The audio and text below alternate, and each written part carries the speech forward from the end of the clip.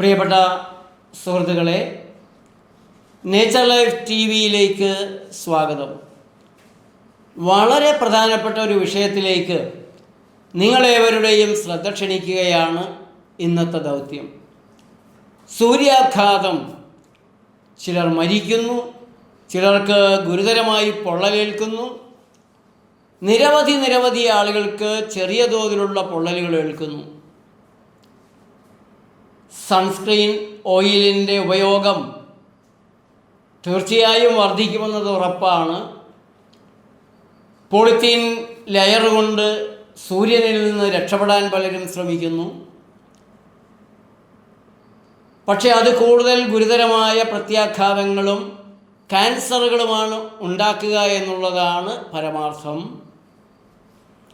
ഞാനിന്ന് അമേരിക്കയിലെ centre for disease control അവരുടെ വെബ്സൈറ്റിൽ നിന്നുള്ള ചില വിവരങ്ങളാണ്, നിങ്ങൾ അറിഞ്ഞിരിക്കേണ്ട ചില വിവരങ്ങളാണ് പറയാൻ പോകുന്നത്. സൂര്യതാപത്തെക്കുറിച്ച് നമ്മുടെ പത്രമാധ്യമങ്ങളെല്ലാം വളരെ വലിയ വാർത്തകൾ, ദിവസം തോറും വാർത്തകൾ കൊടുക്കുന്നുണ്ട്. ആളുകൾ വെയിലത്ത് പോകരുത്, വെള്ളം കൂടുതൽ കുടിക്കണം, ആരോഗ്യവകുപ്പും അങ്ങനെയുള്ള നിർദ്ദേശങ്ങളെല്ലാം നൽകുന്നുണ്ട്. എന്നാൽ ഏറ്റവും പ്രധാനപ്പെട്ട ഈ നിർദ്ദേശം ഇവരാരും പറയുന്നില്ല. അവർ പറയുകയില്ല. പറഞ്ഞാൽ ശരിയാകത്തില്ല. അവർക്ക് നന്നായിട്ട് അറിയാം. അവരുടെ നിക്ഷിപ്ത താല്പര്യങ്ങൾക്ക് ഇത് പറയാൻ സാധിക്കില്ല. ഏതായാലും ഹീറ്റ് ആൻഡ് മെഡിക്കേഷൻസ് എന്ന് നിങ്ങളൊന്ന് ഗൂഗിൾ ചെയ്ത് നോക്കണം. അതിൽ CDC എന്ന് പറഞ്ഞാൽ centre for disease control and prevention, അമേരിക്കയിലെ ഔദ്യോഗികമായ ഒരു സ്ഥാപനമാണ്. അവരുടെ വെബ്സൈറ്റിൽ heat and medications guidelines for clinicians, ചികിത്സകർക്കുള്ള മാർഗനിർദ്ദേശങ്ങളാണ്. ചൂടും മരുന്നുകളും, ഇതാണ് headline. For health care providers, September 18, 2025. Key points: a summary of how heat affects medications and patient health. ഇതാണ് കീ പോയിന്റ്. എങ്ങനെയാണ് ചൂട് മരുന്നുകളെയും രോഗികളുടെ ആരോഗ്യത്തെയും ബാധിക്കുക? Heat and medications and heat can interact. മരുന്നുകളും ചൂടും തമ്മിൽ പ്രതിപ്രവർത്തിക്കും. Leading to potentially severe side effects. ഗുരുതരമായ ദോഷഫലങ്ങൾ അതുണ്ടാക്കും, അതിലേക്ക് നയിക്കും. This information presented here is intend to 1. alert clinicians and patients that certain medications can increase the risk of heat related illness. അതായത് ഏതാനും ചില മരുന്നുകൾ ചൂടുമായി ബന്ധപ്പെട്ട അസ്വസ്ഥതകളെ കൂട്ടും. അതിനെക്കുറിച്ച് ചികിത്സകരെയും രോഗികളെയും ബോധവാന്മാരാക്കുക. 2. review how medications and heat interact with examples of specific medications that may do this. അത് പ്രത്യേകമായി ചില മരുന്നുകൾ, ആ മരുന്നുകളെല്ലാം പേരുകൾ വെച്ചുകൊണ്ട് എങ്ങനെയാണ് ഈ മരുന്നുകൾ ചൂടുമായിട്ട് ഇൻ്ററാക്ട് ചെയ്ത് കുഴപ്പങ്ങളുണ്ടാക്കുന്നത് എന്ന് കാണിക്കുക. പിന്നെ facilitate the development of A medication plan for hot days. ചൂടുള്ള ദിവസങ്ങളിലേക്കുള്ള ഒരു മരുന്നുകളുടെ പദ്ധതി എങ്ങനെയായിരിക്കണമെന്ന് വ്യക്തമാക്കുക. ഇങ്ങനെ 3 കാര്യങ്ങളിലാണ് അവർ ഈ പേജ് സമർപ്പിച്ചിട്ടുള്ളത്. ഇനി medications can contribute to heat sensitivity in the following ways. ഈ മരുന്നുകൾ ചൂട് നമ്മൾ അനുഭവിക്കുന്നതിൻ്റെ തരങ്ങളിൽ വരുത്തുന്ന സ്വാധീനങ്ങൾ എന്തൊക്കെയാണ്, എങ്ങനെയാണ്? ഇപ്പോൾ നമ്മുടെ ദാഹം ഇല്ലാത്തൊരു രീതിയിലാക്കുക, ദാഹം തോന്നാത്ത രീതിയിലാക്കുക. അപ്പോൾ വേനലിൻ്റെ ചൂടിൽ ദാഹം തോന്നുക കൂടെ ചെയ്തില്ല എങ്കിൽ അത് ഡയററ്റിക് മരുന്നുകൾ, ACE ഇൻഹിബിറ്റേഴ്സ്, ARBS, ഇൻ്റർഫിയറൻസ് വിത്ത് സെൻട്രൽ തെർമോ റെഗുലേഷൻ. നമ്മുടെ കേന്ദ്ര ചൂടിനെ നിയന്ത്രിക്കുന്ന കേന്ദ്ര ഭാഗമുണ്ട്, പ്രത്യേകിച്ച് നമ്മുടെ ഹൈപ്പോതലാമസ് ഗ്രന്ഥി. അതിലെല്ലാം തന്നെ ചൂടിനെ കൂട്ടുകയും കുറയ്ക്കുകയും ഒക്കെ ചെയ്യുന്ന ആ കേന്ദ്ര സംവിധാനങ്ങളിൽ അപാകതകൾ ഉണ്ടാക്കുക, അവിടെ ആ ഒരു സിസ്റ്റത്തിൽ താളപ്പിഴകൾ ഉണ്ടാക്കുക. അത് anti psychotics, anti cholinergic and stimulants ആ വിഭാഗങ്ങളിൽ പെടുന്ന മരുന്നുകളാണ്. അതേപോലെ തന്നെ നമ്മളുടെ വിയർപ്പിൽ താളപ്പിഴകൾ ഉണ്ടാക്കി അതോടെ ശരീരത്തിന് സ്വയം തണുപ്പിക്കാനുള്ള കഴിവ് നഷ്ടപ്പെടുത്തുന്ന മരുന്നുകളുണ്ട്. സെലക്റ്റീവ് സെറോട്ടോണിൻ റെപ്പിറ്റേക്ക് ഇൻഹിബിറ്റേഴ്സ്, SSRIs എന്ന് പറയും. അത് മാനസികമായിട്ടുള്ള രോഗങ്ങൾക്കെല്ലാം നൽകുന്ന മരുന്നുകളാണ്. സെറോട്ടോണിൻ ആൻഡ് നോറെപ്പിനെഫ്രിൻ, SNRIs എന്ന് പറയുന്ന തരം മരുന്നുകളാണ്. Decreased with tricyclic anti depressants TCAS, typical and atypical anti psychotics, anti cholinergic drugs. അതുപോലെ നമ്മുടെ രക്തക്കുഴലുകൾക്ക് വികസിക്കാനും ചുരുങ്ങാനുമുള്ള കഴിവുകളെ നശിപ്പിക്കുന്ന രീതിയിലുള്ള മരുന്നുകൾ.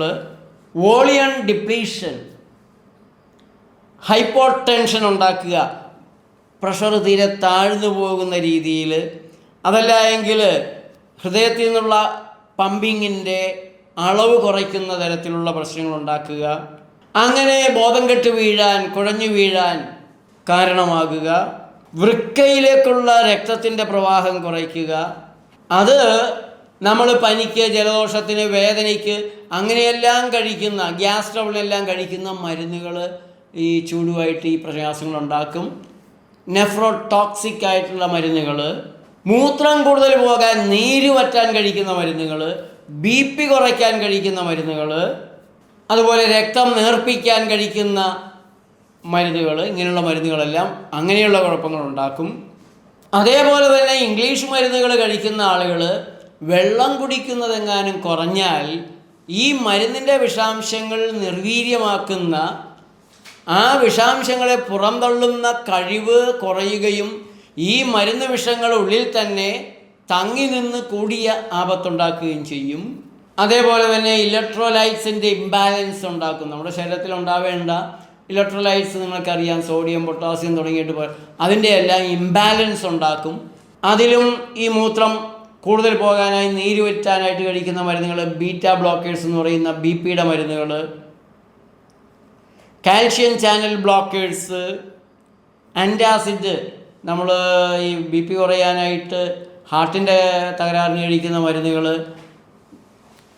നെഞ്ചരിച്ചിലിന്, അസിഡിറ്റിക്ക്, വിശപ്പില്ലായ്മയ്ക്ക്, ഗ്യാസ് ട്രബിളിനൊക്കെ കഴിക്കുന്ന മരുന്നുകൾ. അതുപോലെ മലശോധന ഇല്ലാതെ വന്നിട്ട് അതിന് മരുന്ന് കഴിക്കുന്ന ആളുകളുണ്ട്, അത്തരം മരുന്നുകൾ. അതേപോലെ വേദനകൾക്ക് വേദനാസംഹാരികൾ തരാറുണ്ട്. അതിൽ നല്ലൊരു പങ്കും നമ്മളെ പതുക്കെ മയക്കി, വേദന മാറ്റി എന്ന് പറഞ്ഞ് നമ്മളെ മയക്കി ബോധം കെടുത്തുന്ന മരുന്നുകളാണ്. വേറെ തരത്തിൽ, ചെറിയ തരത്തിലുള്ളൊരു ബോധം കെടുത്തൽ തന്നെയാണ്.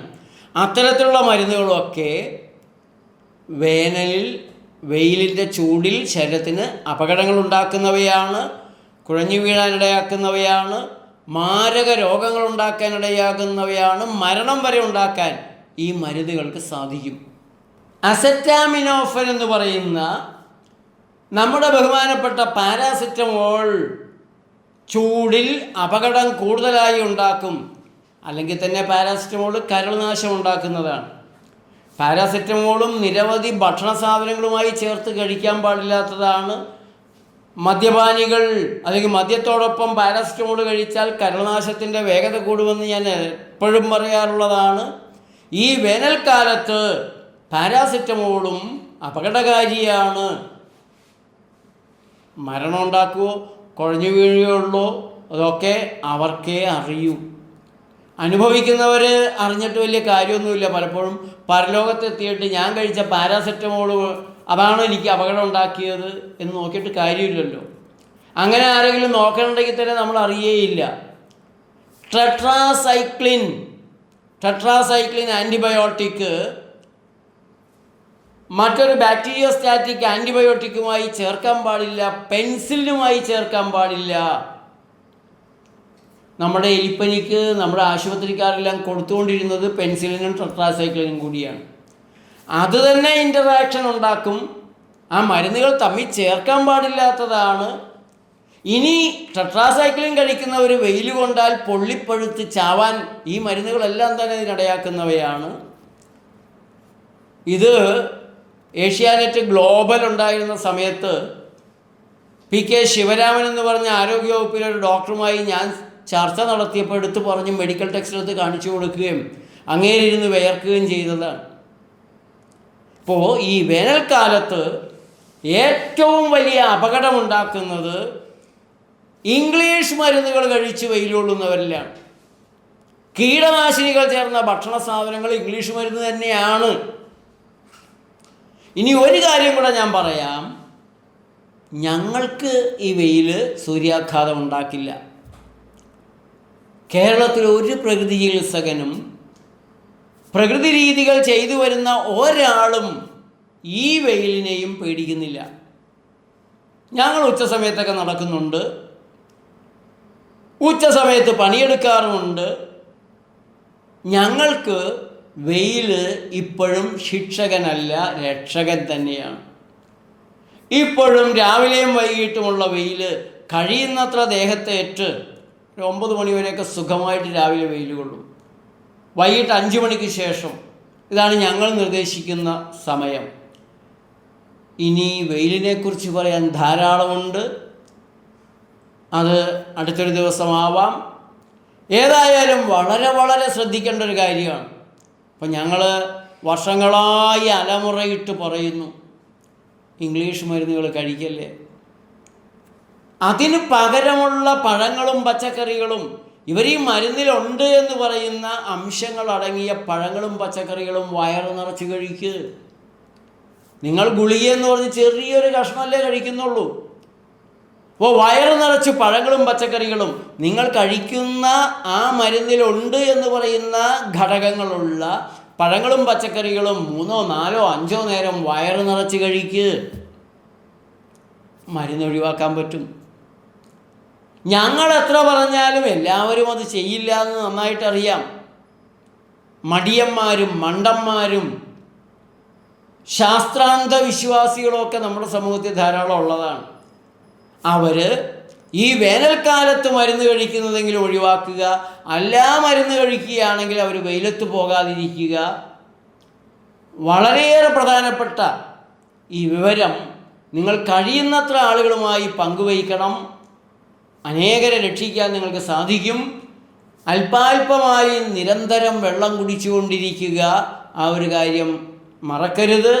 വറുത്ത് മൊരിച്ചത്, ചായ, കാപ്പി, കോളകൾ, മദ്യം ഈ ചൂടിൽ ഒരിക്കലും കഴിക്കാൻ പാടില്ലാത്തതാണ്. നന്ദി, നമസ്കാരം.